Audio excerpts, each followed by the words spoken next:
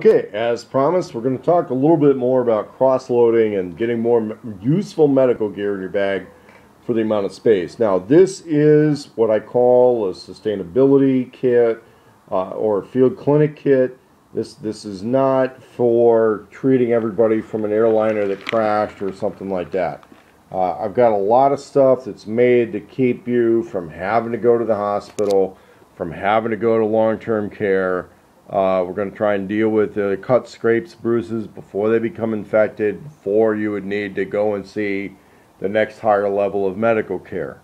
That's the purpose of this kit. Now, when I think of a trauma kit, what I think of is stabilizing for transport to a real medical facility, okay?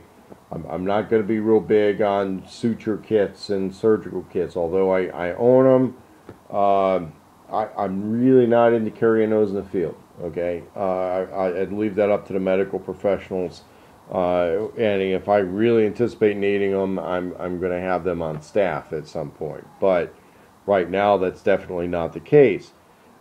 So one of the things I run into is that for a lot of stuff, and as I'm building this kit up incrementally, I'm able to go and I'm going to pick what I think is cutting edge stuff. I can pick stuff that has relatively short expiration dates that's not going to be included in a lot of those ready to go packaged first aid and survival kit type first aid kits, because they are worrying about store shelf life. They don't want to have to discount that thing because stuff in it is out of date. And when I'm building up the kit myself, I'll take that responsibility. I'll take the responsibility on buying stuff that has expiration dates involved with it because I need to have it around. One of the recent additions is like this stuff. I don't think this one has a lot going on with expiration dates, but I noticed that I bought it in 2013. Something on the label here says distributed 2009. So, it seems fine to me. I haven't used it, but it's one of those things you have in case you need it, okay? And what I'm doing here, though, as I repackage and cross-load a lot of stuff, is one of the ways you can't do much about a can like this. This is for convenience. It's bulky. It may be something that a lot of people would think doesn't belong in a bag. And they may be right, they may be wrong. I think it's just a matter of opinion on those types of things. Bandages, Band-Aids, you're always going to have those around. What I've done here, though, is I've taken a bunch out of the boxes and I cross-load them into, a Ziploc type bag, and I'm able to take up less space now. We're not reducing a whole lot of weight, but surprisingly, when you start getting all that cardboard out of this stuff, yeah, you do reduce the weight of the kit.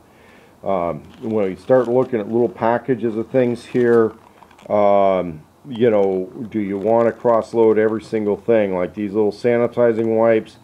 The thing is, a lot of this packaging also gives it some additional field durability. Like on these things, you may or may not do it, okay? So right now, I'm going to make a judgment call, and I would. The reason I might not want to is because in a really dusty, dirty environment, I may want that extra layer of cleanliness between the item and the environment. And that's where sometimes you want to keep the other packaging. In this case, I don't think so. I think I'm going to repack these in some other parts of the kit. I'm going to spread them around a little bit. I'll probably keep 3 here. I'll keep 2 over in a bandaging bag, which you'll notice is one of the removable bags. Now, when we get over to a little stuff that's more sensitive on the packaging, is something where there's a lot of instructions on the packaging, okay? And when I get into a lot of pill type stuff, that's where you got to judge it on a case-by-case basis. Now, we're never going to unbottle pills if we can avoid it. There's a seal in there. There's sufficient instructions and stuff on that bottle. It's a nice little plastic sealed thing.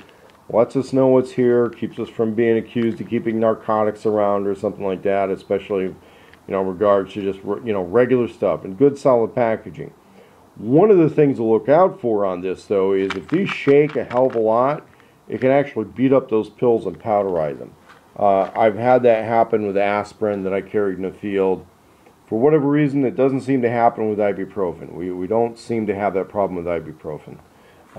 Over here, I think I have that ibuprofen over in the another section of the bag. So, you know, we tend to not have that problem with ibuprofen. What I do run to, oh yeah, I have that in a big bottle. But the thing is, some of this stuff, you're not going to take all that much. You're not going to need all that much. It's a good thing to use a little mesh bag here. And sometimes on these things, the packaging has the information you need, and sometimes not. Okay?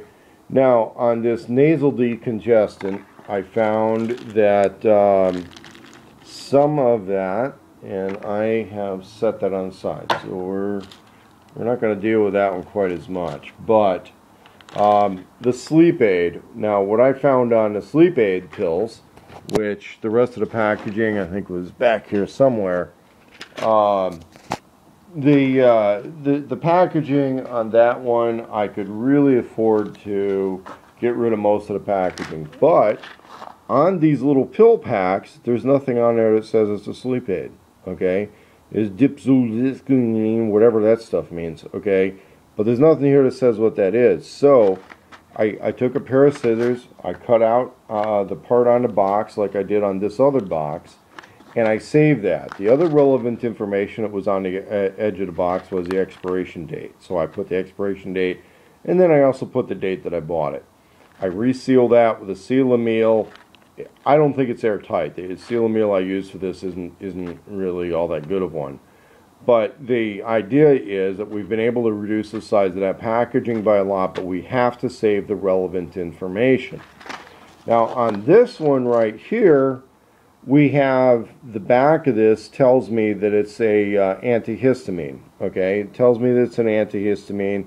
I got some dosage information and all that, so I really didn't have to write anything on the other side. Okay, when you look at the back of that one, it didn't even tell you it's an antihistamine.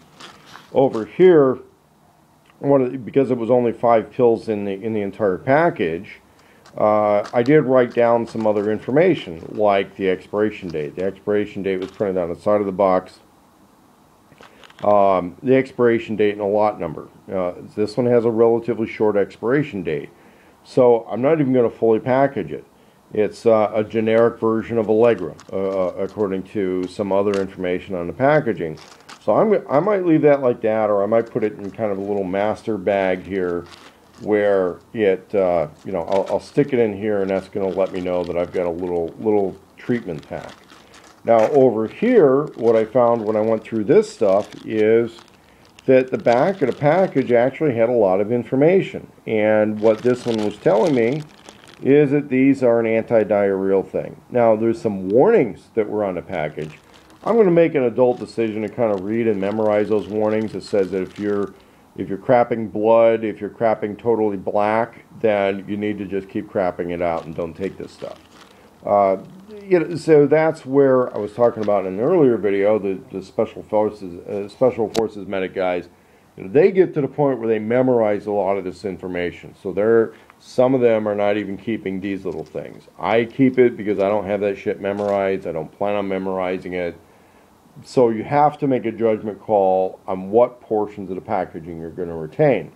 The more portions of that packaging you can throw away, the more you can start saving weight and bulk on your kit, and the better prepared you are to handle things, because then the more likely you are to have the kit with you, or the more likely you are to have more of the relevant medications that you're going to need to handle the situation or be able to treat more people.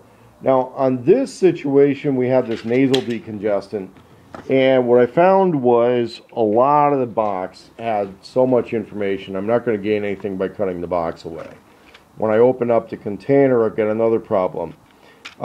These little pill pack things, the way it's printed on here, I don't have enough information behind one pill or even behind a package to really tell me what's going on, what this pill is about, and what it would be used for. So I really got to keep this in the original packaging. There's just not enough of that original packaging for me to cut away to be able to retain that information without retaining the box. But when I pop this open and then I realize this is like a dollar store serving size, what I could do is I could go buy 3 or 4 more of these, take the little pill cards out, and pack them in there and have a hell of a lot more in that size of box. So that may be one way to go with it, which is we repack 3 or 4 packages into one package, and then that's going to work. It's another option on that. In other situations, what I find is that one was the one I was able to eliminate. The best you're going to be able to do, like on this laxative, there was a lot of information around different sides of the box. Not much in the box, so I can just crush that box down a little bit and help save space. Now, on this situation, this is like a little dental repair kit. These things can get really relevant in a lot of situations, but what I'm doing in order to reduce size, bulk, and weight and encumbrance is there's a lot of instructions, a lot of warnings on here. It's a sealed package, the way that's set up. It's got a little applicator tool and this stuff. Well, if I break this totally down, I'm going to lose the instructions. I might lose the applicator tool. The applicator tool might get separated from the stuff. If I partially cut it down, well, I'm going to use this one first, or we would sit together with somebody and do the treatment. We're going to use this one first before we break into the one that has all the instructions. So we can read all the instructions off of this one and not have a tore up package that we're trying to read instructions off of a tore up package. So on this one gets open, this one we would use the instructions. By the time we've gone through a couple of these, if we ever do, then we'll probably have a good enough idea what's going on that if we tear the package apart on the very last one, it doesn't matter. We would have developed some familiarity with that. And when we're looking at this stuff, you're going to think that cutting away, playing with scissors on some of this packaging doesn't solve a problem in any single case. But what I find is that by really kind of getting this pile of leftover packaging here, I do start reaching a point where the pack has more room in it. Okay, I've eliminated some junk. I've got more room in the pack, and I'm able to either make a decision of, hey, this pack's a little more portable and I can make it more available, or hey, let's get more stuff because there's room in the bag. Now, some people don't like that, but I think it's a valid way to go. Again, I'm going to stress that this is a mobile clinic bag. This is for keeping our people in the field, not necessarily for saying, okay, great, we're going to deal with all the gunshot wounds and nobody checks into a hospital. Okay, that's not how something like that works. Even in the military, it's stabilize and transport. We're going to be dealing with that with the contents of this bag, and then we're also going to be dealing with the individual first aid kits.